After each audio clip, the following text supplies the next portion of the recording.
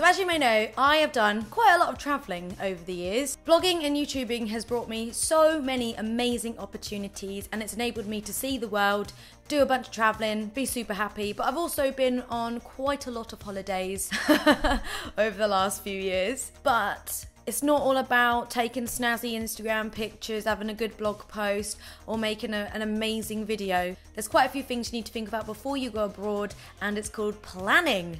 And we all know that I love a good plan.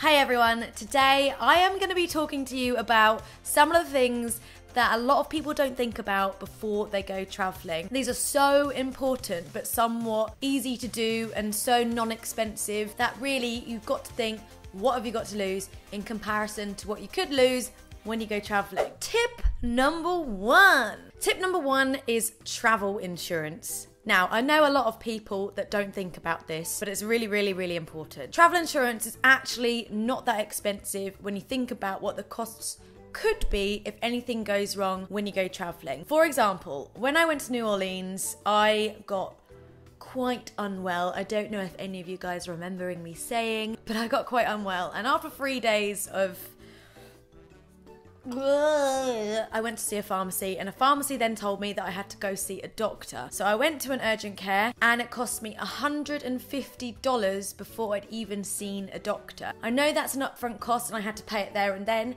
However, if I had insurance, I would have got that money rebated to me, so it wouldn't have been so bad. So that was kind of a bit of a pain and sort of put a dampener on my trip, but at least now I know. Another thing you need to think about with insurance is making sure you've got the right cover. Like just checking before you go. Another example is a friend of mine whose mum told her that her and her boyfriend were on the family insurance. So they went away on a trip to France and they went skiing, and she basically broke, oh, it's awful. She basically broke a bunch of bones, her leg, her arm, her collarbone and her cheek, and she had to get airlifted to safety. And because they didn't actually have the right insurance, because she didn't check, they got a bill of £19,000, which is pretty shocking. Travel insurance is actually really easy to find. There's a bunch of price comparison sites you can look at. You can go straight to an insurance company, and basically all you need to do is write in like your age, where you're going, how long you're going for, what kind of holiday it is. I mean, I've got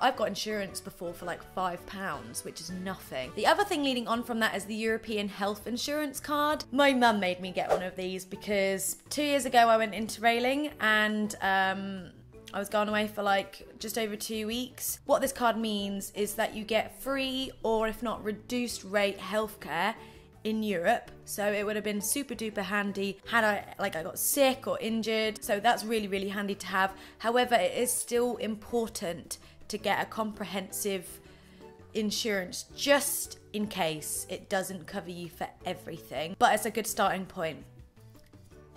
Flights. So booking flights can be quite daunting, and it's especially important to make sure that you're getting a good deal and there's no like nasty surprises afterwards or when you get to the airport. So I normally use like price comparison websites like Skyscanner, etc. to see what are the cheapest flights, and then I look for things as to why they could be so cheap, these flights. So for example, one of the factors is why a flight could be cheap is because it's not direct, so you need to check whether they're direct or not. Another factor is if your baggage is included. A few times I've taken flights where I've checked and it only includes my hand luggage, which is kind of annoying because then when you get to the airport you have to pay for your baggage on top, and sometimes it can be quite pricey. Also, if we're doing a long haul flight, you need to check if your food is included, because there's nothing worse getting on a plane and them not bringing you a tray of food out because you didn't pay for it. Another thing to think about when you're flying is if you're not getting a direct flight and you need a connecting flight, you need to make sure that you have enough time between landing and taking off again. Also, you need to make sure, just in case, for if your first plane gets delayed, you need enough time to then get onto your second plane. Travel money. Now, I think it's safe to say that everybody is different with how they do their travel money. When I do my travel money, I've gone to travel agencies before, as some of them do their own like debit card. You know when you go to like a travel agency and you buy currency, like they take a commission? It's the same kind of thing. Rather than getting cash, they put it on a card. So if you go to like a travel agency and you get this card and you want to put like £500 worth of euros, they will give you that at their rate. So you do miss out a little bit, but it's still really helpful. So you just top it up as and when, and at least you know that your money's there and it's safe. Another option is what I'm actually favouring at the moment, which is using Monzo. Monzo is a kind of like a top-up card. It's bright orange, it's really cool. You use Apple Pay or your debit card to top it up. It tells you when you buy something how much it is in the currency that you were using and how much that was in pounds. And the great thing about Monzo is it doesn't charge you for using the card. It kind of just charges you the exchange rate at that time. So there's no commission and there's no like card fees. Or the other option is just telling your bank that you're going away and using your bank card. That sometimes is just the easiest option. The only downside to that is all banks have their own kind of fees for using them abroad. Normally when I go away, I like put most of my money on whatever card I'm using. Then I might take like €100 or $100 out depending on where I'm going, for if I need immediate cash for like tip or a taxi or something like that. Vaccination.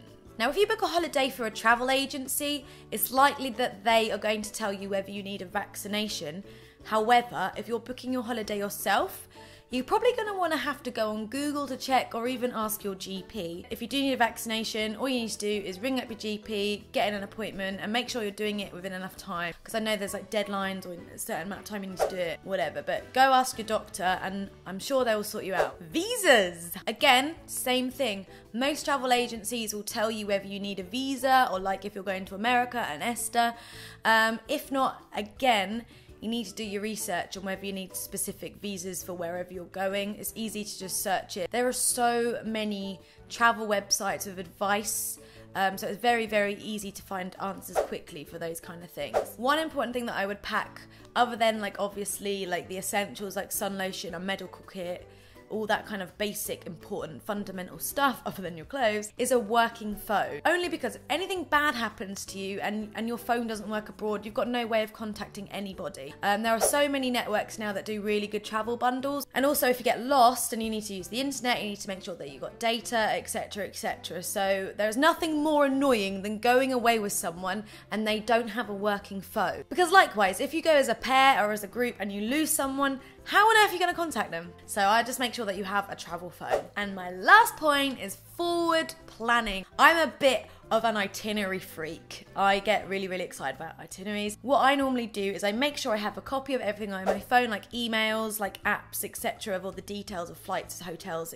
blah, blah, blah. But then what I will also do is I will print off all the details as well, like flight times, flight number, hotel location, any tickets, and then I will put them in a plastic wallet. Everyone in my party will get one. It's really, really important just to make sure that you have all the fine details for everything you need, just in case the worst happens. You've got to think of the worst case scenario and prepare for it. I mean, personally, I really love planning a trip. Just a little bit of extra time on the planning will go a long way on the trip because it will streamline everything. And there's so many apps that you can use for maps, for public transport.